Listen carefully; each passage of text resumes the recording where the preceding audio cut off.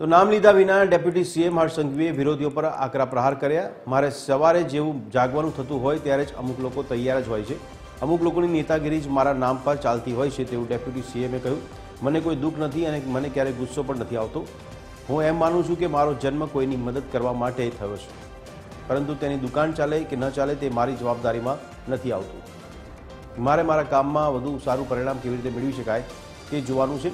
અમદાવાદમાં 20મો GIHED property Olympiad યોજાયો। આ કાર્યક્રમમાં નાયબ મુખ્યમંત્રી હર્ષ સંઘવીએ વિરોધીઓ પર પ્રહાર કર્યા।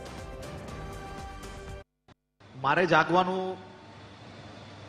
સવારે જેવું થતું હોય છે એવું અમુક લોકો તૈયાર જ હોય, કારણ કે અમુક લોકોની નેતાગીરી જ મારા નામ પર ચાલતી હોય। મને કોઈ દુઃખ નથી અને મને ક્યારેય કોઈ દિવસ ગુસ્સોય નથી આવતો। એટલા માટે નથી આવતો કે તમે લોકો બધા જ પોતપોતાના બિઝનેસ ચલાવો છો, બધાએ પોતપોતાનું બિઝનેસ પોતપોતાની આઈડિયાઝથી પોતપોતાની સમજથી ચલાવતા હોય છે। હું કોઈ દિવસ ક્યારેય એકલે નથી દુઃખી થતો, કારણ કે બધા જ લોકોનું અલગ અલગ સમજ, અલગ અલગ લેવલ ઓફ થોટ પ્રોસેસ હોય છે। હું એવું માનું છું કે મારો જન્મ કોઈને મદદ કરવા માટે બન્યો છે। क्या बात, क्या बात।